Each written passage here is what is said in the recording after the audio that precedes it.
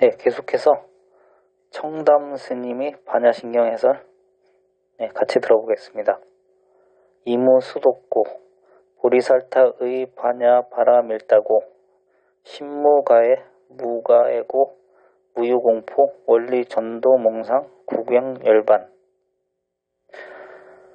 마음은 아무것도 얻을 것이 없으므로 보살이 반야바라밀이 되어 아무데도 걸린 데가 없고 아무데도 걸릴 데가 없어서 아무것도 겁나는 일이 없으며 뒤바뀐 꿈, 세상이 없어서 최후의 열반에 이르니라. 해설 물질이 없고 육체가 없으면 우주와 내가 통일되어 일체가 마음이고 나 아닌 것이 없는데 얻어야 할 것이 무엇이 있겠습니까? 나니 남이니 하는 자타관념도 본래 없는 망상이고 전 우주가 나일 뿐 오직 유아독존인데 얻어져야 할 대상이 따로 있을 수 없습니다. 그것은 중생으로 있을 때나 부처가 되고 나서나 조금도 덜하고 더하고 한 것도 아닙니다.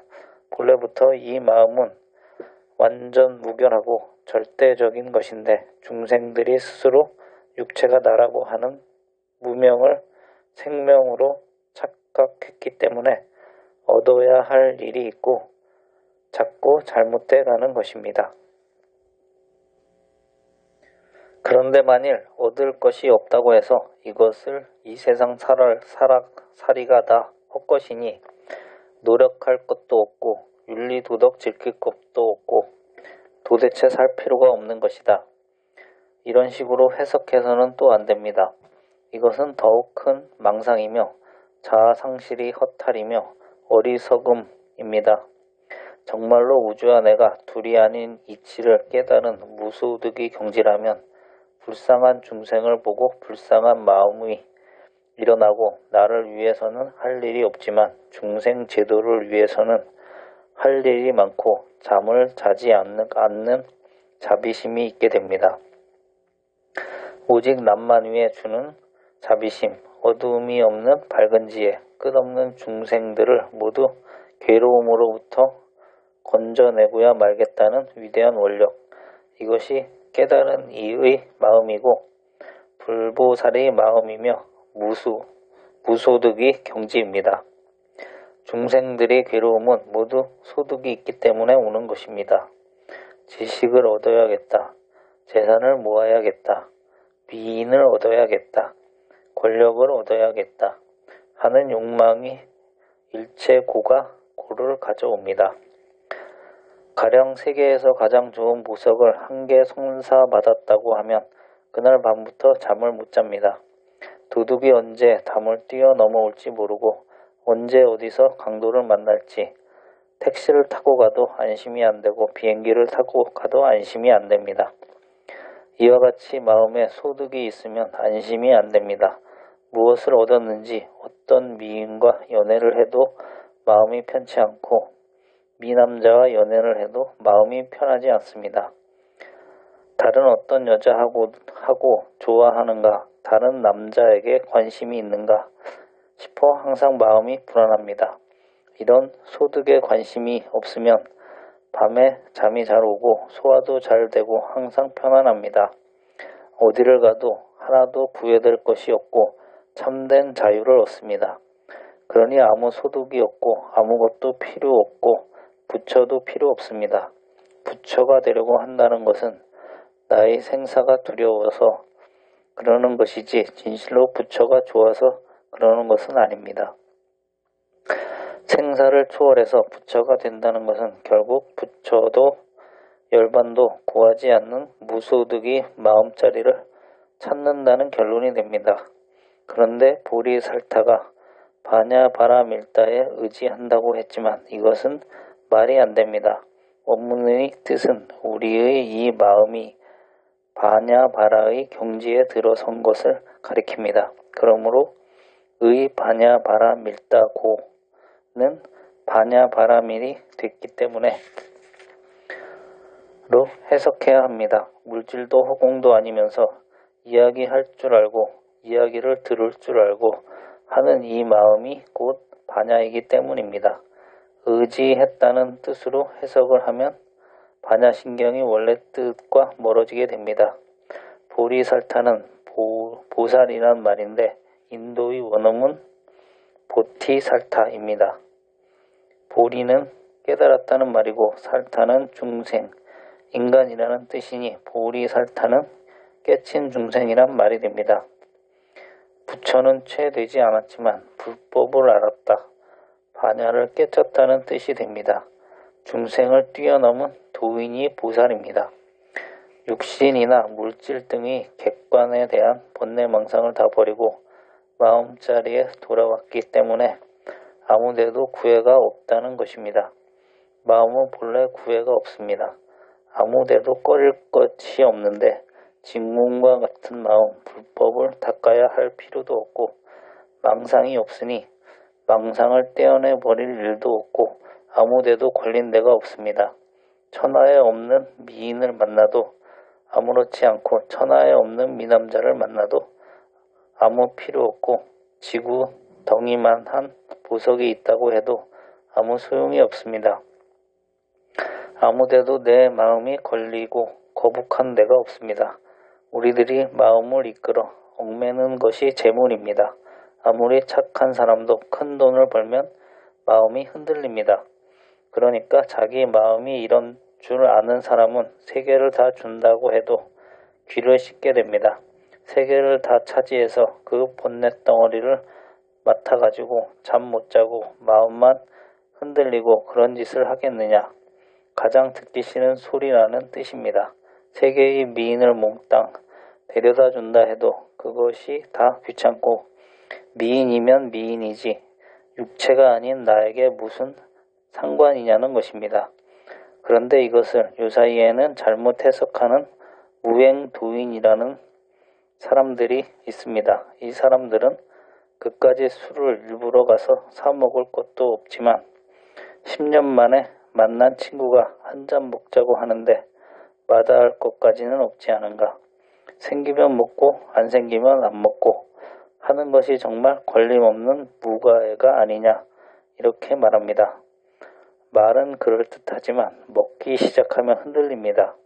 이런 식으로 참선하는 이들이 한잔하면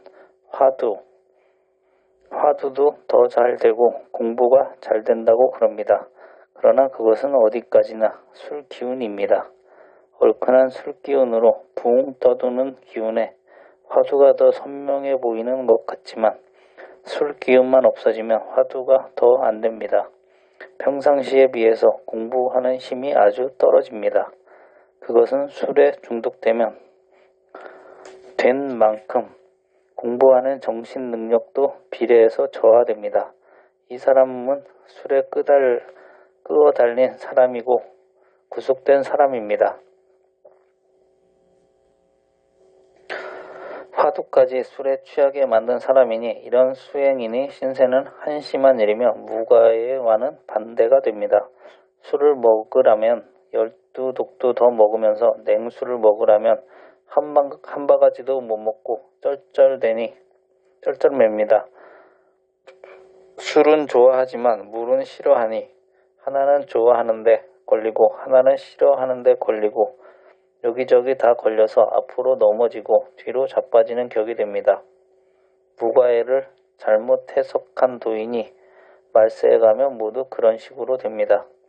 여자가 와서 사정을 하면 잠도 같이 자주고 자주 사정을 하는데 거기 응하지 않으면 걸리는 것이다.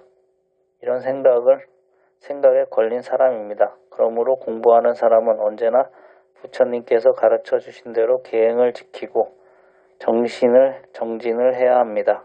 그래서 반야의 마음 자리를 깨치면 하지도 않고 안 하지도 않는 경지에 이르게 되고 그러고 나면 하면서도 안 하는 게 되고 안 하면서도 하는 게 된다는 뜻입니다. 이런 도인의 일거일동은 모두 중생들을 구제해주고 깨닫게 해주기 위한 행위로만 나타납니다. 이런 뜻을 잘 모르고 아무렇게나 행동해도 좋다는 생각은 큰 잘못입니다. 그것은 자기도 그르치고 남도 죄를 짓게 하는 결과로 됩니다. 무량겁으로 보살행을 닦아서 거의 부처님이 경지가 다 되었을 때 역행을 해보는 역행보살의 경우가 있습니다. 부처님의 계행을 하나도 깨뜨리지 않고 잘 지키는 도인은 순행보살이라 하고 부처님이 하지 말라는 계행을 낱낱이 다 파괴해보는 그런 보살을 역행보살이라 합니다. 그런데 문수보살이나 보현보살은 부처님하고는 비등한 등각보살입니다. 다 같은 등각보살인데 문수보살은 순행보살이고 보현보살은 역행보살입니다. 이 정도가 되면 역행을 해도 중생제도를 위해 하게 되므로 복을 짓는 역행이 됩니다. 중국에 있었던 이야기입니다. 어떤 스님이 문수보살을 칭견하려고 오대산에 들어갔습니다. 오대산에 문수보살, 보현보살, 지장보살이 화연하여 계시다고 하였기 때문입니다. 이 스님은 100일 기도를 목표로 100일 동안 먹을 양식을 마련해 가지고 가는데 한 걸음 먹고 절을 하고 또 한 걸음 먹고 절을 하고 하는 정성으로 수천 리를 찾아갔습니다. 이 스님은 지성으로 100일 기도를 했고 문수보살 친견의 원을 세웠는데 또 어떻게 된 일인지 꿈에 현몽 한 번도 없었습니다. 이 스님은 아마 내가 정성이 부족해서 그런가 보다 생각하고는 다시 마을에 내려가서 석 달을 먹을 양식을 탁발해가지고 100일 기도를 다시 시작해야겠다는 결심을 했습니다. 그래서 얼마쯤 내려왔는데 어떤 영감이 밭가는 쟁기를 큰 암소에게 메어가지고 올라오더니 스님 가까이 와서는 이렇게 물었습니다. 대사님 어디 갔다 오십니까? 네, 여기 기도하러 왔었습니다. 그래, 무슨 기도를 하셨습니까? 문수보살을 칭견하고 싶어서 동량을 해가지고 일부 100배 수천 리를 왔습니다. 그래서 100일 기도를 마쳤습니다만 꿈에 현몽 한번 못 얻었으니 정성이 모자라는 것을 깨닫고 새로 100일 기도를 하기 위해 동량을 나가는 길입니다. 아, 그렇습니까? 참 고생하셨습니다. 스님께 한 가지 부탁이 있습니다. 그리고는 편지를 하나 주면서 이 편지를 어디로 지나가다가 큰 객주집이 있고 그 집 대문 안에 돼지 우리가 있는데 거기서 큰 암돼지가 새끼를 낳아놓고 있을 테니 그 돼지 우리에 이 편지를 던져 주었으면 좋겠다는 부탁이었습니다. 그래서 스님은 그거야 가는 길목이니 어려울 것이 없다고 승낙을 했습니다. 그리고 그 객주집의 돼지 우리를 찾아가 보니 과연 그 암돼지가 새끼를 많이 낳아가지고는 젖을 먹이느라고 드러누워 있었습니다. 스님은 영감이 시키는 대로 편지를 우리 안에 집어 던져 넣었습니다. 그랬더니 어미돼지가 젖을 먹이다 말고 벌떡 일어나서 그 편지를 집어 삼켜버렸습니다. 그러자 큰 암돼지는 그 자리에서 죽어버렸습니다. 그 광경을 함께 보고 있던 동네 사람들이 그 스님의 멱살을 잡고는 중이 돼지고기가 먹고 싶으면 좀 달라고 할 것이지 새끼까지 25마리 돼지를 다 죽여놓고는 놓는다고 야단이었습니다. 객주집 주인은 마침내 포도청에 고발을 해서 스님이 잡혀 들어가는 사태까지 벌어졌고 스님은 편지에 관한 내력을 모두 이야기했습니다. 그래서 사또는 독약이 묻었었는가를 확인하기 위해 돼지 배를 갈라보기로 했습니다. 그리고 또 그 편지를 읽어봤습니다. 너무 오래 축생세계에 머물러 있을 게 아닐세. 중생세계에 오래 머물고 있다가는 잘못 마음자리를 열까 두려움네. 문수로부터 보현에게. 이런 내용이었습니다. 앞에 소를 몰고 가던 영감은 문수보살이고 암태지는 보현보살입니다. 보현보살이 만행역행을 한다고 돼지가 돼서 순놈하고 성교도 하고 정수도 내고 그래서 새끼를 베고 모성애로서 젖을 먹이고 누워 있었던 것인데 보현보살은 이런 역행을 하면서 그 가운데 공부를 하는 것입니다. 보현보살쯤 되어야 이런 역행을 할 수 있지. 그렇지 못한 아직 이 경지에 미급한 도인들이 그런 짓을 하다가는 중생계로 흘러 들어가 버립니다. 그래서 완전히 다른 중생으로 되고 맙니다. 이것은 보현보살에게 문수보살이 충고를 한 것이고 문수보살을 칭견하려고 100일 기도를 한 스님에게 화연으로 보인 것이며 후세에 공부하는 사람들을 위해 경계한 것입니다. 관세음보살이나 문수보살이나 보현보살쯤 되면 사실 어느 경지에서든지 걸림이 없게 되고 자유자재하게 되며 이분들이 일거수일투족은 다 보살행이 됩니다. 보살행이란 자기를 위한 행동이 아니고 오로지 남을 위하여 중생들을 밝은 마하바냐의 세계로 이끌어주기 위한 행동을 말합니다. 나는 육신이 아니고 나고 죽음이 없는 대자재의 우주의 핵심임을 증득한 보살은 일체에 걸림이 없고 중생을 위해서라면 자기의 창자라도 끌어내어 먹여줄 수 있는 대자비심으로만 가득하여 현상계와 육신의 얽매인 이 꿈의 세상살이 뒤집힌 관념을 멀리 여인 분이므로 두려움도 없고 걸릴 것도 없고 뒤집힌 꿈 세상을 여의고 마지막 마음 자리에서 깊이 들어섰다는 것입니다. 그래서 이것을 구경열반이라 했는데 이 구경열반은 바로 부처님이 경지를 말한 것입니다. 그러므로 이 모든 것이 우리가 마음자리를 깨달음으로 성취되는 마음으로 완전히 돌아선 것이 구경열반입니다. 마하바냐, 신바냐, 구경열반이 다 마음을 완전히 깨쳤을 때 이루어지는 것이며 객관세계로 멀리 도망을 가서 얻어지는 것은 결코 아닙니다. 원리 전도몽상 구경열반을 다시 한번 더 해석하면 육도윤회의 중생생활을 완전히 여인 것을 말하는 것이 됩니다. 중생이 업을 따라 육신을 받아내는 방법에 대개 4가지가 있습니다. 첫째, 태로 낳는 것, 곧 사람, 말, 돼지와 같이 포태 출생이 있고 둘째는 알로 낳는 닭, 새와 같이 포란 출생이 있고 셋째 습기로 낳는 것은 모기, 귀뚜라미, 나비 등과 같이 물기에 의해 생겨나는 것이 있으며 물질적 요소에 전혀 의탁함이 없이 순수한 정신적인 것에만 의해서 호련히 생겨나는 것, 예컨대 꿈에 있는 몸이나 천당, 지옥, 극락세계에 태어나는 등의 화생이 그것입니다. 이와 같은 4가지 방법으로 태어난 중생들은 6가지 세계에서 살게 되는데 이것을 육도 혹은 육치라고 합니다. 지옥, 악이, 축생, 인간, 천당, 아수라 등의 6세계가 그것입니다. 지옥에 갈 사람은 그 마음과 행동을 지옥에 갈 만큼 포악하게 합니다.